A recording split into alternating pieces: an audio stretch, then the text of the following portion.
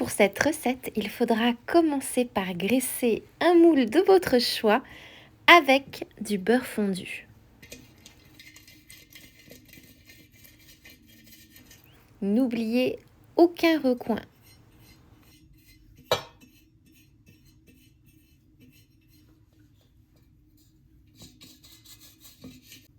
Et puisque c'est une recette sans farine, sans gluten, je vous conseille d'ajouter par-dessus le beurre fondu de la fécule tamisée. Elle jouera le même rôle que la farine pour éviter que le gâteau ne colle aux parois du moule. Séparez les jaunes d'œufs des blancs d'œufs de 6 œufs.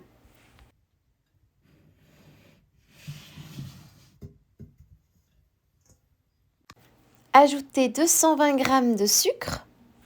Ça peut paraître beaucoup, mais il faut voir que c'est un gros gâteau que vous allez avoir à la fin.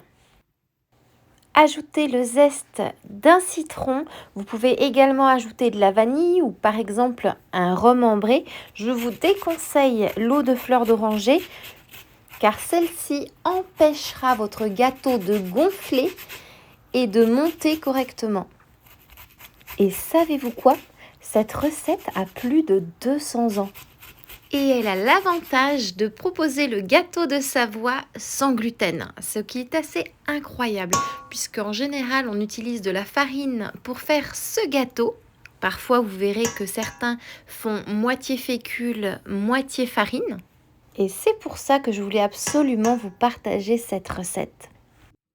Il est maintenant temps de fouetter les jaunes d'œufs avec le sucre jusqu'à ce que le mélange blanchisse.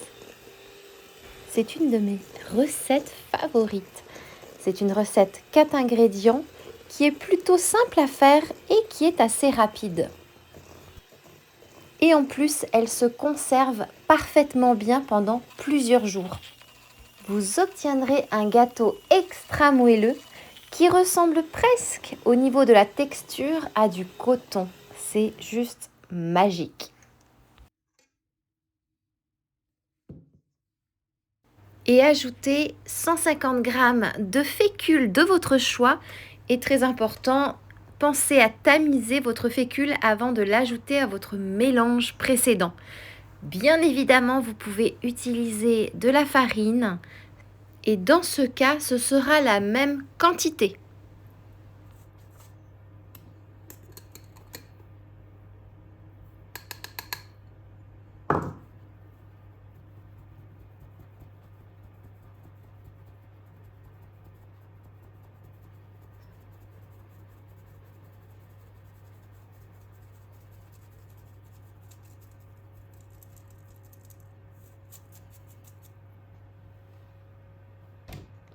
Fouettez jusqu'à ce que la fécule se soit bien incorporée.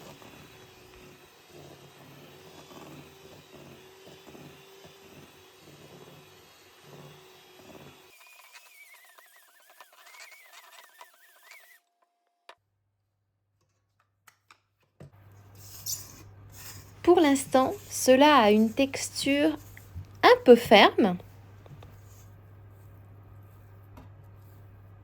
Et c'est pour cela que nous allons ajouter des blancs d'œufs montés en neige.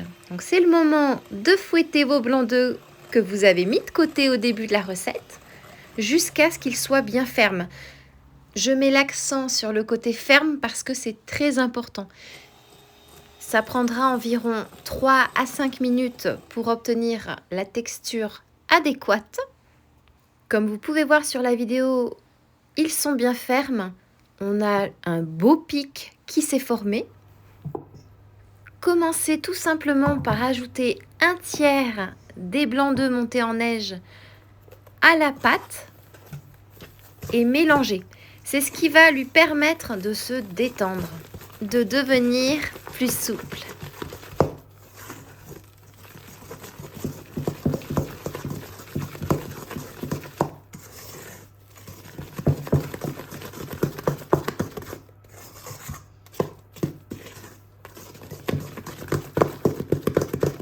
Puis ajoutez en 2 fois les 2 tiers des blancs d'œufs montés en neige qu'il reste Et cette fois, il faudra mélanger délicatement.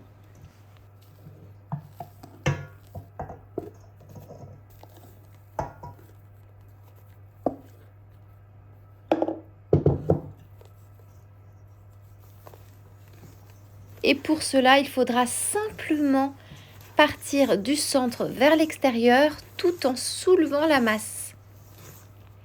Ainsi, vous allez incorporer les blancs d'œufs montés en neige sans les casser. Si cette étape n'est pas faite correctement, votre gâteau sera plat. Alors on prend son temps, on fait ça avec amour. Croyez-moi, vous ne le regretterez pas. C'est vraiment un gâteau de rêve.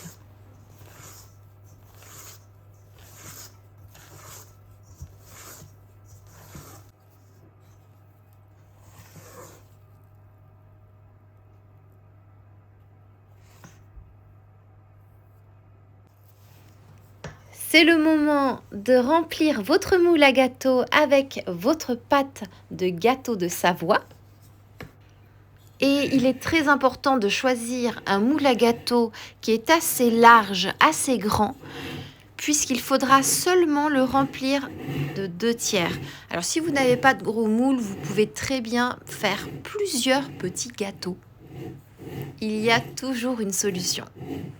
Et cuire au four préchauffé à 200 degrés pendant 5 minutes, puis à 180 degrés pendant 10 minutes et enfin à 150 degrés pendant 40 minutes.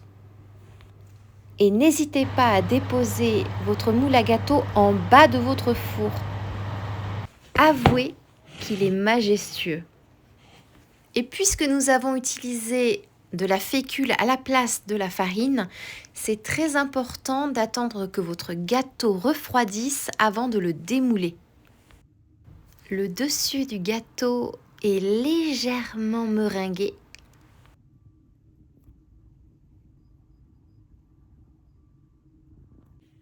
Et le dessous, qui se retrouve au-dessus finalement, est parfaitement doré. Complètement facultatif, évidemment, la petite touche qui change tout, parsemé de sucre glace. Il est tellement beau qu'on a envie tout de suite de croquer dedans. Alors je dis croquer, mais sincèrement, c'est un gâteau qui fond dans la bouche.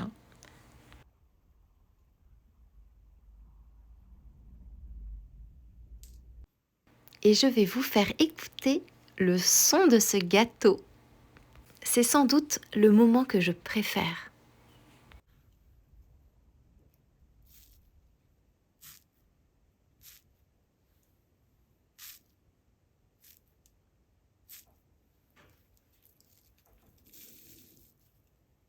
Avez-vous vu cette souplesse?